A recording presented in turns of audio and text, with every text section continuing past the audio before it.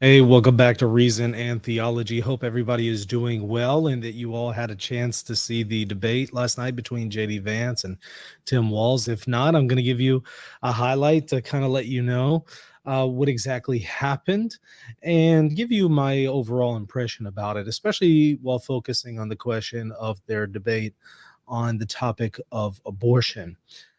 So that's what I want to do today, and also am going to take a look at some various reactions that are being made, different comments that are made about the debate. So let's see what other people are saying as well.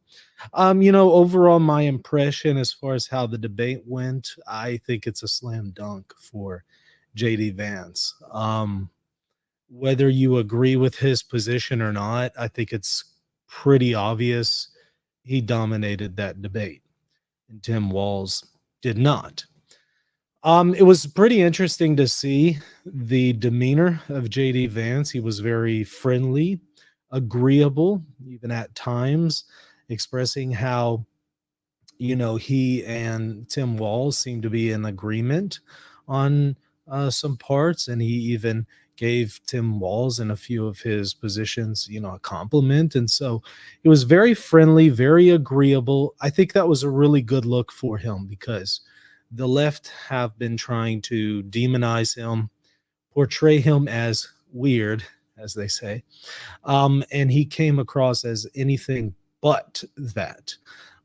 So pretty much the narrative that they have been pushing about JD Vance did not match up with the performance we saw yesterday. He did incredibly well. Again, not so much so for Tim Walz. In fact, there's kind of a joke going on about how this picture right here summarizes the debate. Let me just show that picture to you right now. There it is. That picture right there summarizes the entire thing. Um, you know, Tim Walz kind of looking like a deer in headlights, really confused, and JD Vance confident and kind of looking at the camera like, is this guy even serious right now? Very confident. So yeah, it's actually kind of true. This has now become a meme, by the way. These two pictures, they're now posting them everywhere, all over Twitter, and I do think that that is pretty accurate in summing up the debate in one picture. It's interesting because the moderators at the very beginning said they would not be fact checking. There wouldn't be any kind of aggressive fact checking of the two debaters, but that wasn't true. There actually was, and it was incredibly unfair. They did this time pretty much what they did last time. You remember with the Trump and Harris debate, they were constantly fact checking Trump, and it was very obvious how biased they were. Some of that was going on in this debate. However, JD Vance, good on him. He shut that down. As soon as they tried to fact check him, he started fact checking them and started controlling the entire room and effectively demanding an opportunity to fact check them in the process of them attempting to fact check him. It was a pretty boss move. We're going to take a look at that clip here in just a little bit, but it was interesting to see that. And I thought that was the right approach. And that's frankly what Trump should have done to begin with. While they were fact checking him, I don't know why he didn't just immediately call them out and give more pushback. But in this case, JD Vance did that, and it worked out really well for him. Now, of course, JD Vance is 40 years old, so he is my age. I mean, he's young when it comes to politics. He's going to be around for a very long time, and I think that this certainly sealed the deal for him to be a dominant figure in politics for decades to come after that performance. So he has many years ahead of him, and looks like he has a pretty bright future from what we can tell after seeing that debate performance yesterday. Now, another interesting bit that we're going to take a look at in a highlight clip here in a moment, was Tim Walz's position on the comment that he made in reference to Tiananmen Square, and he was saying that he was there during, when that whole deal went down, and it turns out that wasn't the case. So they called him out on this, and they asked him to explain himself, because it looks like he was caught in a lie, and he didn't have a sufficient explanation, and it was a nightmare for him because he basically had to admit he misspoke yet again. And it's like, okay, how many times do you misspeak? It's like me saying, all right, what if I were to come here on Reason and Theology and I were to tell you I'm a black woman? You would be like, what? Michael, you look pretty white and you look like a guy. Right? So, well, they checked my birth certificate and they find out, well, I am a white man. I'm not a black woman. And somebody asks me about that. And I'm like, sorry, guys, I'm a knucklehead. I have a tendency to misspeak. Okay, there's a difference between misspeaking and just completely making stuff up. And this isn't the first time he's done this. He's completely made stuff up, and then he tries to couch it as, I just misspoke. That doesn't cut it. And if you just misspeak constantly like this, how would you do as a vice president? Are you going to constantly misspeak in important affairs of the government? So it was really embarrassing for him and very awkward. I'm going to show that clip here in just a little bit. Um, I think this does show why Tim Walz and even Harris aren't really doing any interviews. It just shows that they're bankrupt. And um, in fact, we even saw with Kamala Harris yesterday giving a statement on the situation with Iran, launching all sorts of missiles, I think over 400, maybe even more missiles into Israel. And she had to give a statement. And she just looked like a deer in headlights. And she just read the statement and would not answer any questions afterwards, immediately rushed off the stage. And it was really weird because you would think that as a leader, you would want to speak and answer some more questions. And no, she just read a script and that was it, walked away. And that's not the kind of leadership that people are looking for during a massive period of a very serious crisis. That's not the kind of leadership that America needs. And so I think we see that with her and Tim Walz, and people are saying, okay, they're not going to cut it. As opposed to JD Vance, who is constantly doing interviews, is constantly available to answer questions. There's a huge difference there. A lot more transparency with Vance. That being said, there's of course some things to criticize with Vance, but I think on the whole, it's clear that he's a much more solid figure. Let me share my screen and give you just a brief summary of what's going on here with the abortion issue. Um, Read to you just a few paragraphs here from this article, and then we're going to actually watch that part of the debate. It's about 10 minutes. So let me first give you this summary, and then we'll watch the video. The main dispute on abortion policy focused on whether it should be handled by the federal government or at the state level. Walz backed a federal law to legalize abortion nationally, which would overturn state-level pro-life laws. Alternatively, Vance advocated a state-by-state approach to regulating abortion. So Walz defended a 2023 Minnesota bill that he signed establishing that every person in the state has a right to obtain an abortion and prevents local governments from limiting that right. The bill does not include any restrictions on abortion at any point in pregnancy. Did you hear that? No restrictions. So you can get an abortion at 9 months old or 9 months pregnant. You get what I'm saying. And state law permits elective abortion through the 9th month of pregnancy for any reason. So not in just the case of, incest, rape, stuff like that. For any reason. What we did was restore Roe v. Wade, Walz said. We made sure that we put women in charge of their health care. Notice the way this is couched. Murdering innocent infants is couched as health care. How can we as a nation say that your life and your rights, as basic as the right to control your body, is determined by geography? This is one of the dumbest arguments ever. Ever. Ever.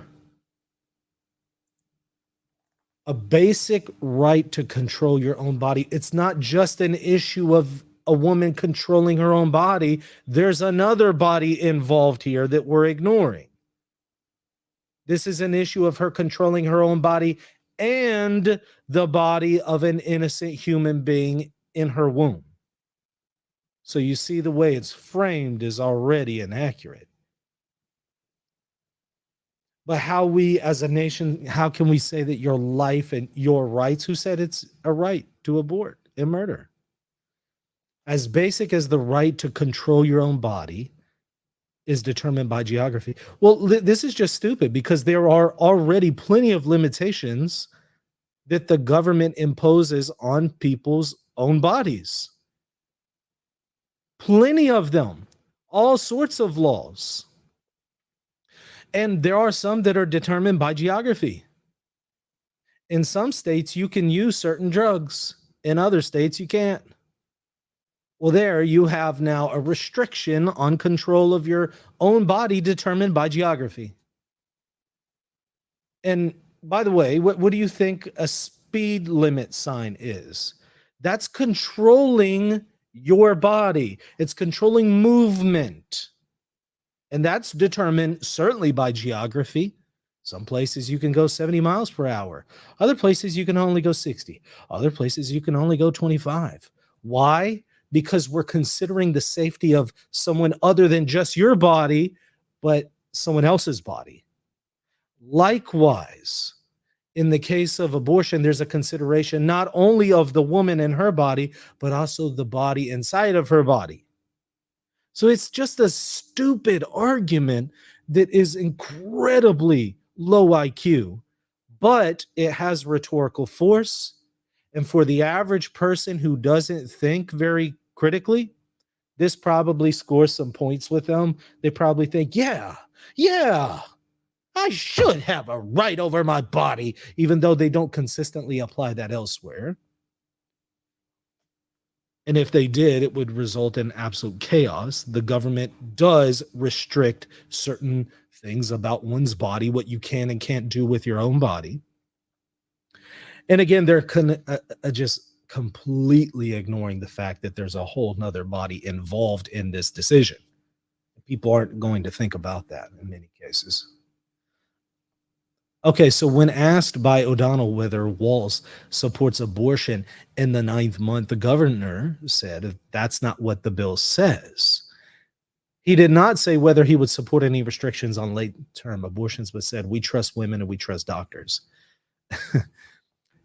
He says that's not what the bill says. The point is the bill does not say anything about limiting abortion access to up to a certain period in the baby's life. There's nothing there. So to say that's not what the bill says is to miss the point. The bill does not restrict how old the baby can be.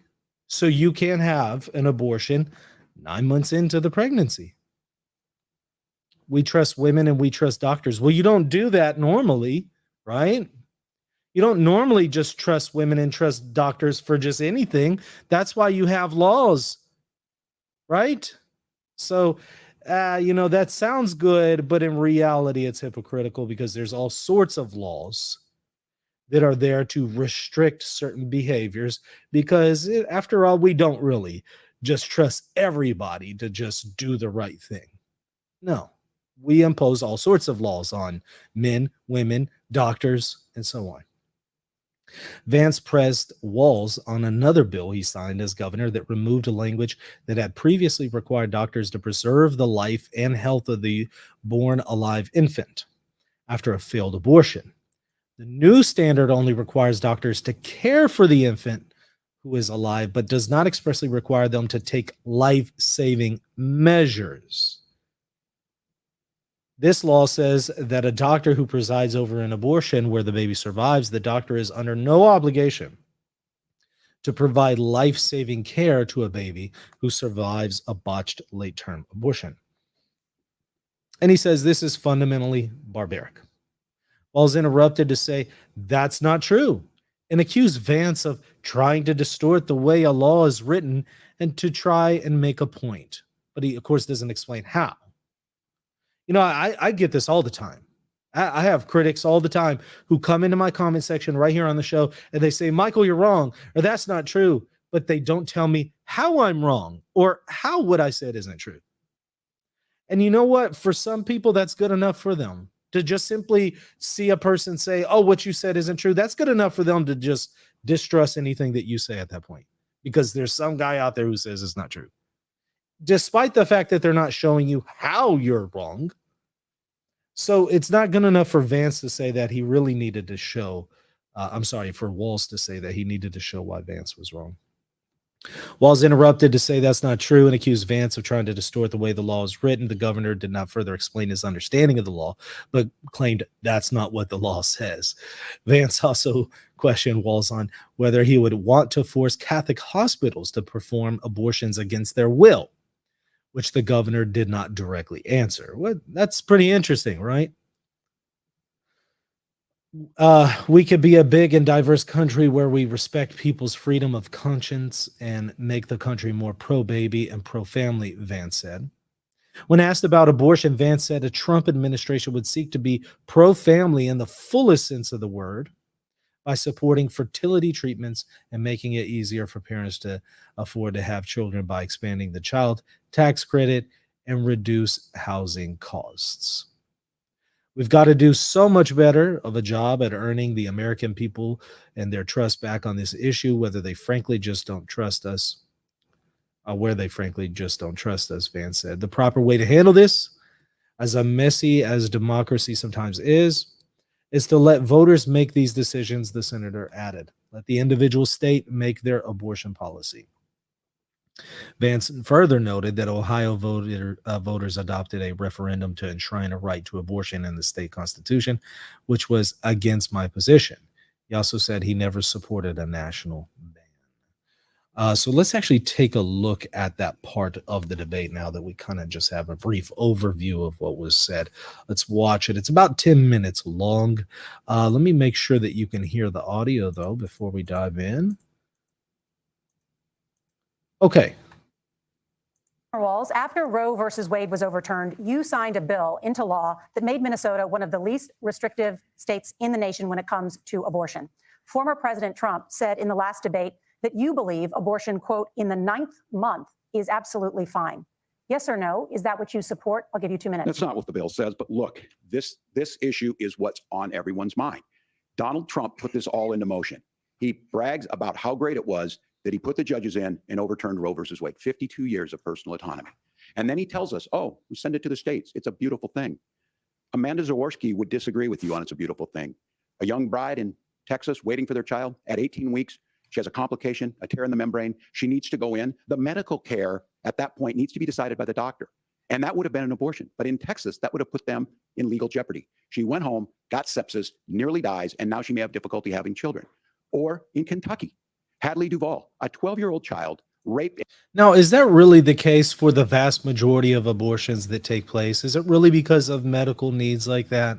I'm not saying that I'm in favor of abortion in those cases, but what I'm saying is, why try to point to some kind of medical exception when you know perfectly well that's not what 99% of abortions are over? 99% of abortions are a woman just doesn't want the baby because she feels that having that baby is going to ruin her life. That's what an abortion is in most cases. It's not these rare exceptions that they're talking about. So why point us to the rare exceptions and not debate what actually takes place 99% of the time? And impregnated by her stepfather. Those are horrific. Now, when God asked about that, Senator Vance said 2 wrongs don't make a right. There is no right in this. So in Minnesota, what we did was restore Roe versus Wade, we made sure that we put women in charge of their health care. But look, this is not where, if you don't know Amanda or a Hadley, you soon will. Their Project 2025 is going to have a registry of pregnancy. And by the way, listen to that. He said, we put women in charge of their healthcare. Again, he's couching this as healthcare. Murder is called healthcare these days. But then again, this is the same society that says a man is a woman and a woman is a man, and a man can get pregnant. So I guess that works in Looney Tune world. It's going to make it more difficult, if not impossible, to get contraception and limit access, if not eliminate access to infertility treatments. For so many of you out there listening, me included, infertility treatments are why I have a child. That's nobody else's business, but those things are being proposed. And the catch-all. And he's talking about 2025, and doesn't, again, he realize that Trump is in favor of IVF? So why even bring this up? He's in favor of those forms of fertility treatment. So I don't understand why he's even addressing this. On this is, well, the states will decide what's right for Texas might not be right for Washington. That's not how this works. This is basic human right. We have seen maternal mortality skyrocket in Texas, outpacing many other countries in the world. This is about healthcare. In Minnesota, we are ranked first in healthcare for a reason. We trust women. We trust doctors. Senator, do you want to respond to the governor's claim? Will you create a federal pregnancy monitoring agency? Now, did you hear that? We trust women. We trust doctors. Again, but you don't consistently apply that everywhere. You don't trust women to drive at a safe speed limit without a speed sign, right? Without an actual limit there and without the threat of tickets. And you don't trust men to drive a speed limit without an actual sign there and without repercussions when they violate it. You don't trust people to do the right thing in those cases. Why? Because there is the safety of others involved, your own safety and the safety of others, the other drivers. Likewise, this is not a decision that just affects the individual. It also affects the person in the womb and their safety. And so there is perfectly a legitimate reason to limit what a person does with their own body in such a situation. So notice the hypocrisy here. No, Nora, certainly we won't. And I want to talk about this issue because I know a lot of Americans care about it, and I know a lot of Americans don't agree with everything that I've ever said on this topic. And, you know, I grew up in a working class family in a neighborhood where I knew a lot of young women who had unplanned pregnancies and decided to terminate those pregnancies because they feel like they didn't have any other options. And, you know, one of them is actually very dear to me. And I know she's watching tonight, and I love you. And she told me something a couple years ago that she felt like if she hadn't had that abortion, that it would have destroyed her life because she was in an abusive relationship. And I think that what I take from that as a Republican who proudly wants to protect innocent life in this country, who proudly wants to protect the vulnerable, is that my party, we've got to do so much better of a job at earning the American people's trust back on this issue where they frankly just don't trust us. And I think that's one of the things that Donald Trump and I are endeavoring to do. I want us as a Republican Party to be pro-family in the fullest sense of the word. I want us to support fertility treatments. I want us to make it easier for moms to afford to have babies. Now, how does that work, IVF? How does that work with his own profession? He claims to be a Catholic. How does that work? Walz previously grew up a Catholic, but then left for the Lutheran Church. But to this day, JD Vance claims to be a Catholic. How does that work in holding to that position? It doesn't. And he hasn't explained that inconsistency. I want it to make it easier for young families to afford a home so they can afford a place to raise that family. And I think there's so much that we can do on the public policy front just to give women more options.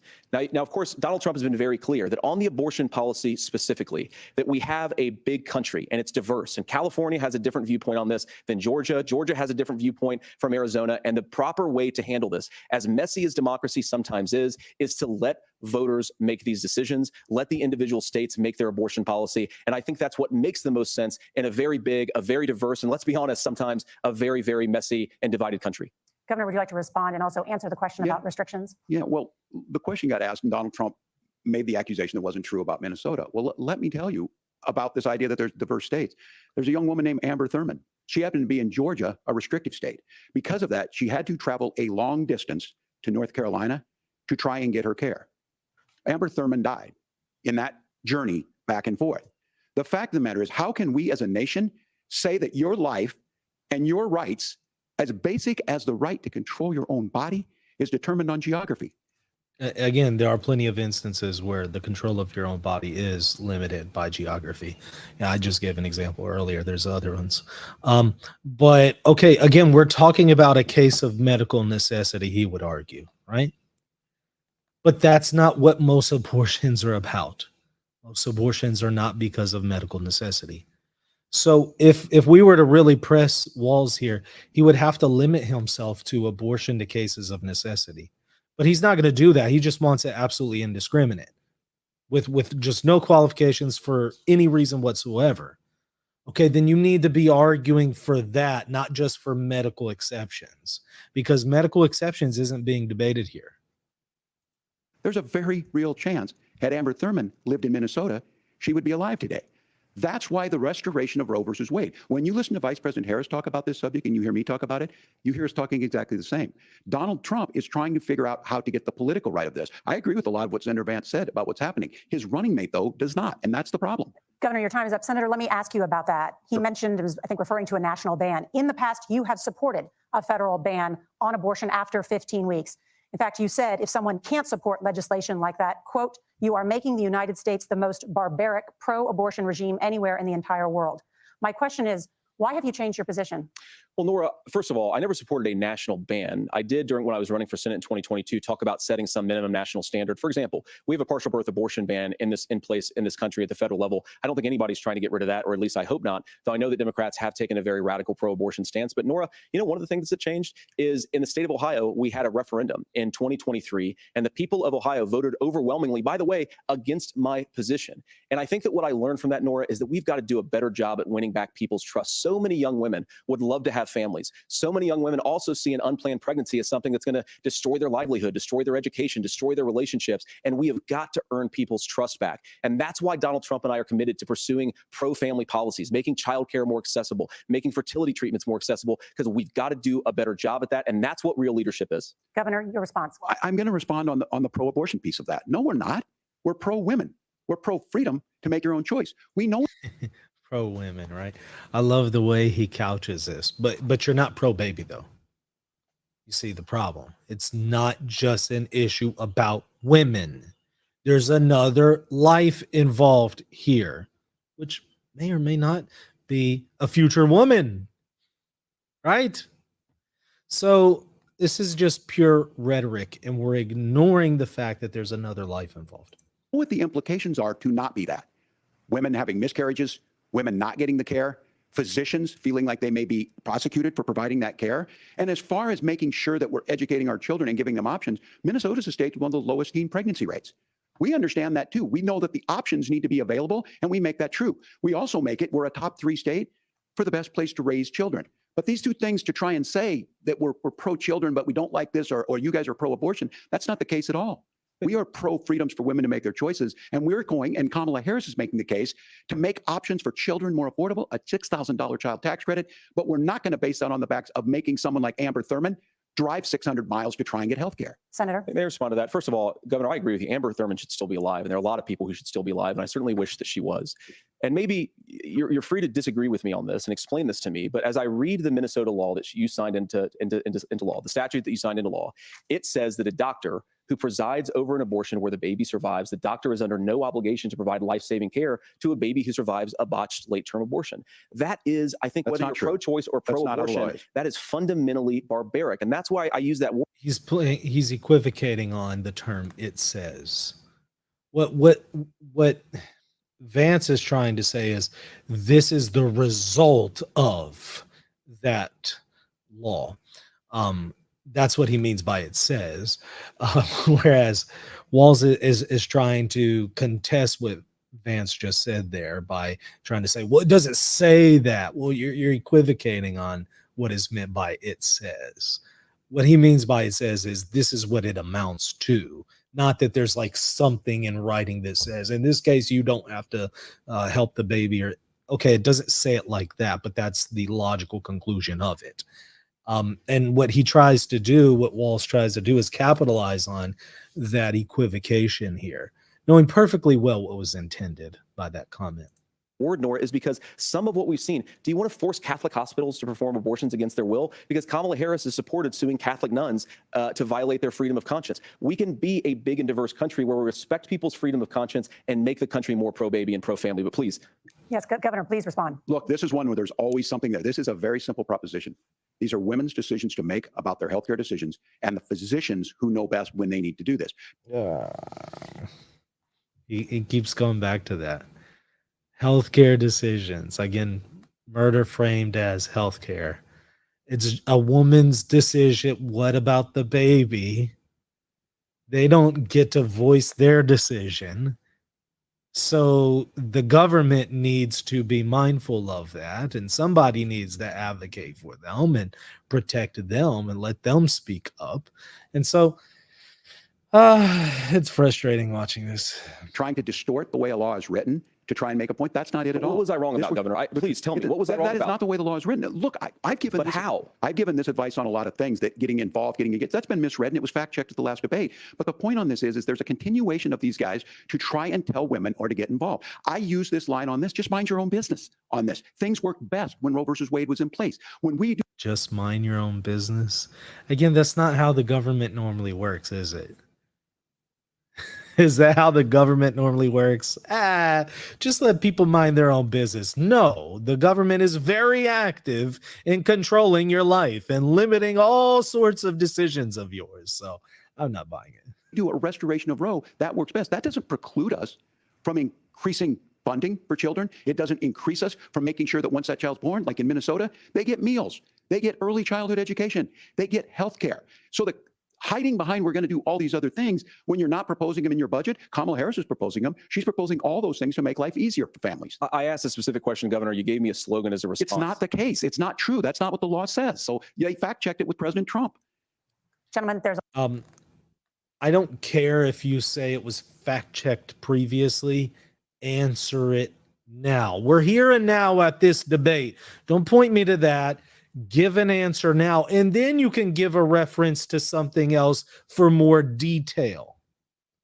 But give a short explanation of how Vance is wrong now, and then we can go and check that fact check that was allegedly done in a previous debate with Trump. Then you can reference that. a lot to discuss. We have to move on, and we're going to be right back with much more of the CBS News. All right, so that was the end of that part of the debate. Now, watch this, because this was pretty epic, where they fact check, or JD Vance fact checks the fact-checking moderators. So it's a pretty wild part. I was watching this and I couldn't believe that this was taking place. I just thought, good on him. Good on him.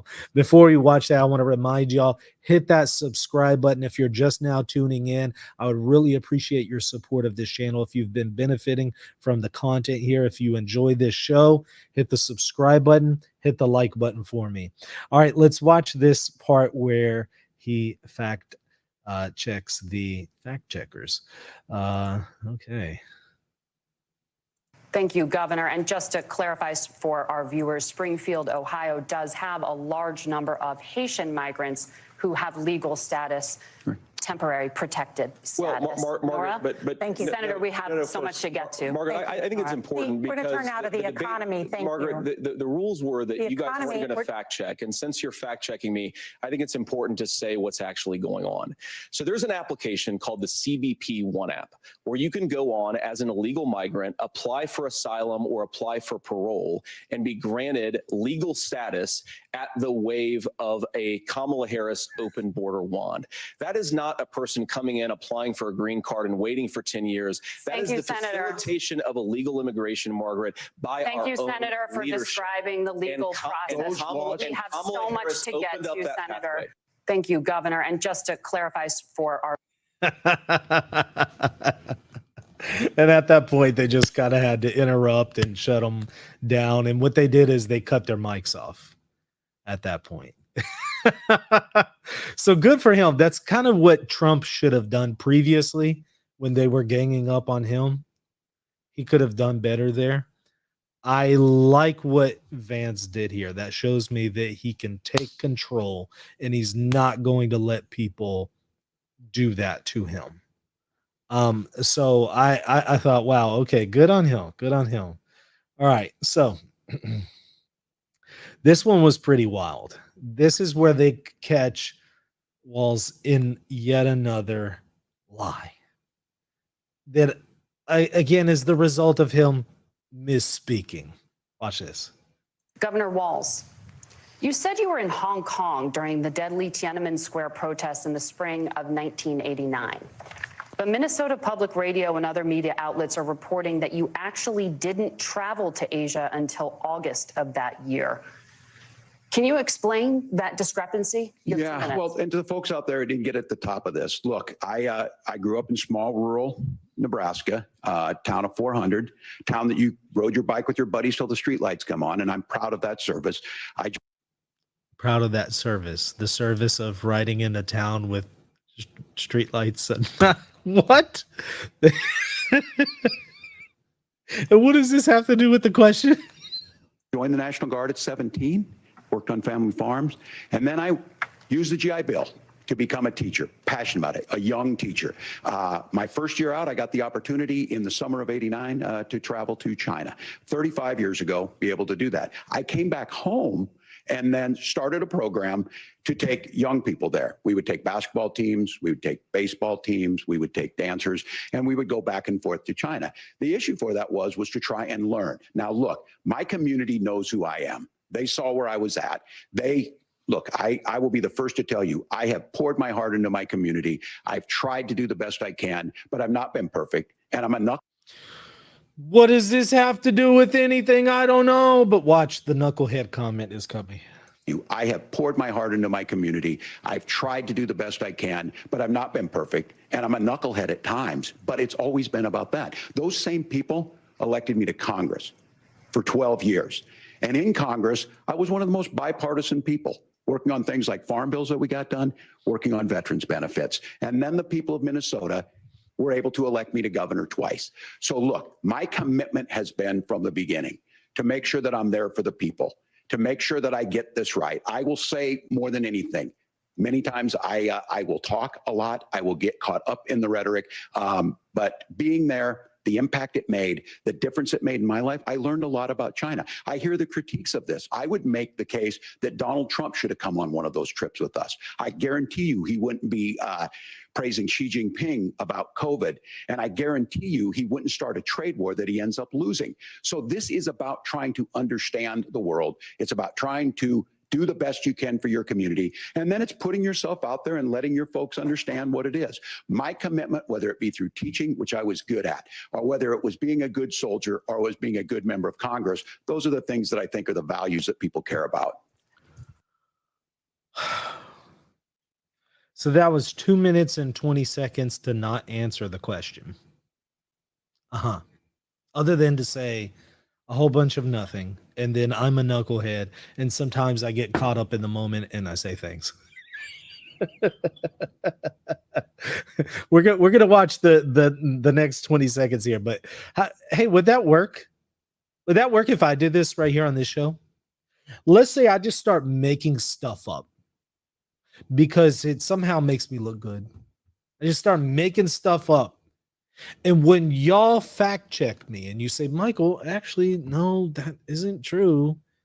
Looks like you're making this up, Michael. Can you explain that? And then I just answer a whole bunch of nothing, a nothing burger, a word salad. And then I just tell you, hey guys, I'm a knucklehead. And sometimes I just get caught up in the moment. Would you buy that? Or would you say I'm dishonest? If I completely make something up just because it's in my best interest, it makes me look good, you call me out for it, and then when I come to give a response, I just basically say, I'm a knucklehead. Sometimes I just kind of say things whenever I get caught up in the moment or whatever. Or would you trust anything I have to say at that point? I sure hope you wouldn't. I really hope you wouldn't. All right, watch this. Governor, just to follow up on that, the question was, can you explain the No, discrepancy? all I said on this was I got there that summer and misspoke on this. So I will just, that's what I've said. So I was in Hong Kong and China during the democracy protests, went in, and I'll use it. Look at the face, the facial expressions. People care about. Governor, just to follow up on that, the question was, can you explain the discrepancy? All I said on this was I got there that summer and misspoke on this. So I will just, that's what I've said. So I was in Hong Kong and China during the democracy protests, went in. And from that, I learned a lot of what needed to be in governance. Yeah. Uh-huh. That checks out. Sure. Look at this face that he makes. Look right here. He's like, well, I misspoke. Yeah.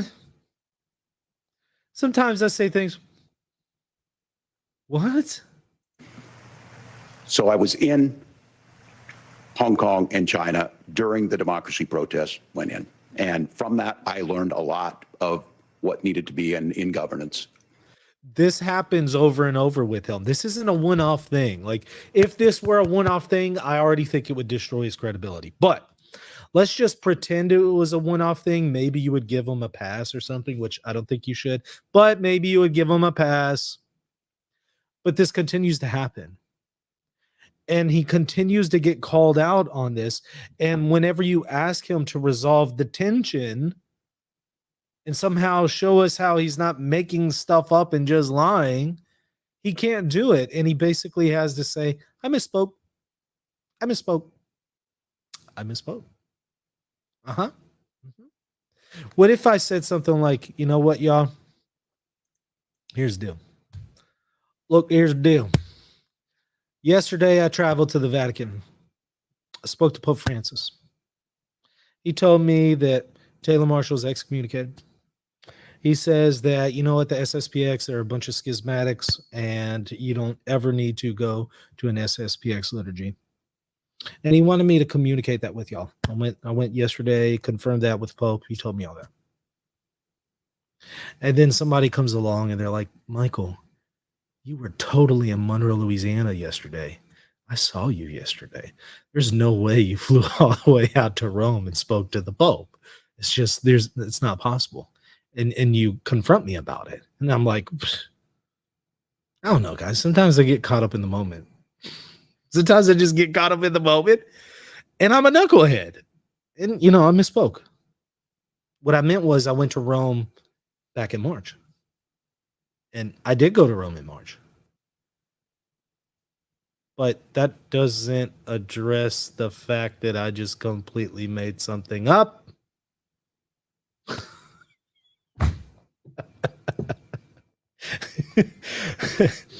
I'm sorry. If you buy this, you're stupid. And you don't deserve to vote. You don't deserve to have a voice in this election if you're buying that. I'm just saying. All right, let's continue. Now, this is just a quick sound bite that a lot of people are spreading. This is only 5 seconds long, where he says, I've become friends with school shooters. They're talking about school shootings and stuff like that. He spoke about how one of his sons witnessed, I think, a school shooting or something like that. And, you know, Vance was really sympathetic about that. And he was like, I didn't know that. That's horrible. I'm sorry to hear that. And so they were very, you know, agreeable with each other at that moment. It was a nice moment.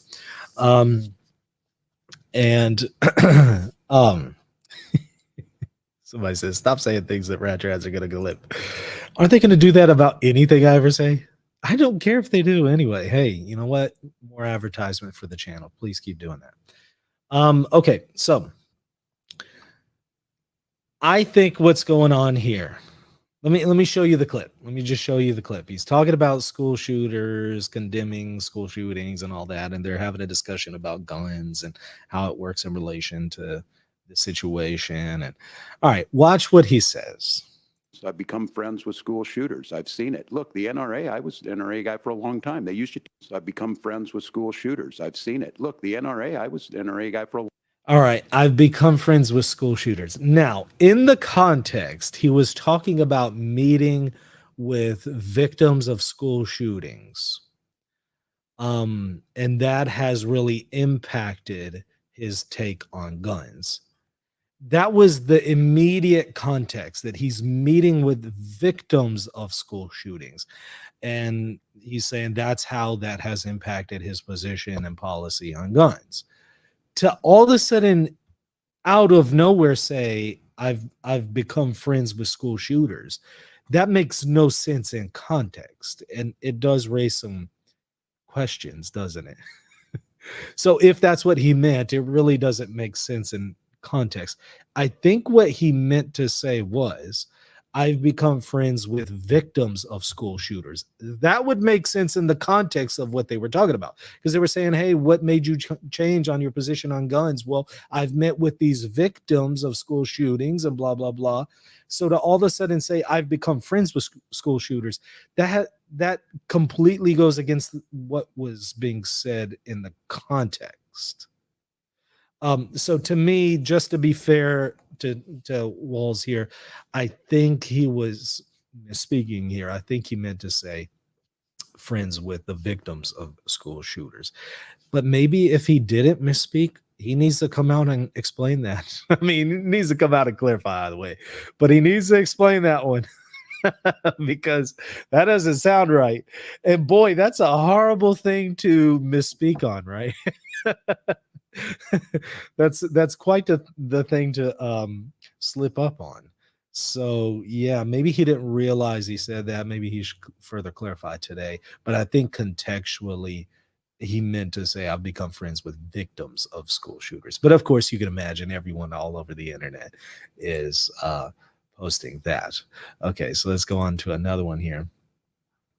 So this is a brief reaction from MSN on the debate performance. Let's see what they say. In his mind, I think the lack of interviews that he has done with national media, with local media, it showed he needed more reps. Yeah, no, I agree. I mean, J.D. Vance is much more experienced at this, at public speaking, at defending himself, at pivoting. In his mind. So MSN is basically that this was right away. They recognized that, okay, yeah, this was not a good debate performance for Walz. J.D. Vance clearly dominated, and so they're having to concede that point. Here is one from Byron Donalds and his take on the matter. Reactions. First, JD kept the pressure on all night, keeping it to policy, Donald Trump's vision, Donald Trump's policies, why they work, and why Kamala's had 3.5 years and hasn't done anything. And that's been a disaster. But the bigger thing, even than that, it exposed the fact that he's not ready because they're hiding from the press. They can't explain anything. So when you have to sit there in front of the world and talk about what you're going to do, you simply can't. And that's a problem for them. That's why they're going to lose. I think it will move the needle. People are looking for information. This is going to get clips on all over social media. People are going to pick that up and they're going to be like, yeah, I can't go with those guys, Donald. That's true. This is getting picked up all over social media. I mean, beginning last night, I started to see my Twitter feed just filled with clips about the debate, and that's pretty much still the case. And I do think this will move the needle for a lot of people after seeing that performance. Okay, so let's go on to another reaction here. Let's see. This one is from media reactions after J.D. Vance versus Tim Walz debate. Okay, let's take a look at it. There is no doubt in my mind, however Governor Walz did in terms of sincerity, that Vance won this debate. Does Governor Walz have a problem with the truth? No. They were talking at one point, Vance wanted to correct something about how Haitians got into this country. And he was right. And the moderators wouldn't let him correct it. It's very interesting. But at the beginning, the two issues driving the campaign right now are Harris has a big deficit on the economy. Harris has a big deficit on immigration. And Republicans were happy tonight, and Democrats a little bit nervous that on those two issues, Vance carried it. JD Vance is much more experienced at this, at public speaking, at defending himself, at pivoting. It's the audacity. I agree with you that we're in year 9 and no one knows how to cover the audacity. The audacity is that someone should have said, "Stop it! Stop! Are you effing kidding me?" And they should have dropped that F-bomb, right? I mean, they should have just. This is the debate. This may be the only chance people have to see the difference. Wow. What I want to know is, why is her head shaped like that, though? That's all I want to know. I mean, beyond the wild rhetoric, I need to know why her head is shaped like that. And since it's shaped like that, why isn't she covering it up? That's the only question that I have about that clip. Let's move on to another one here. Okay. All right. Yeah. The entire debate summed up in one picture right there.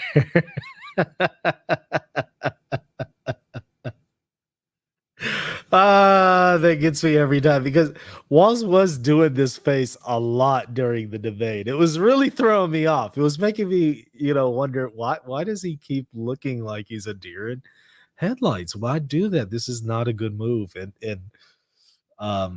JD Vance kept doing one of these. I think Ben Shapiro likened it to Jim Halpert from The Office, where he's always doing those shots at the camera just like that, confused by something that Michael Scott says. Like, is this guy serious? He kept doing that all night. It was hilarious. Oh boy. Okay, so that's pretty much it. That's my take. We're almost at an hour, so I'm going to go ahead and end it there. I want to thank y'all so much for watching. Hey, hit the like button, hit the subscribe button if you have appreciated the content that I've been producing here on this channel.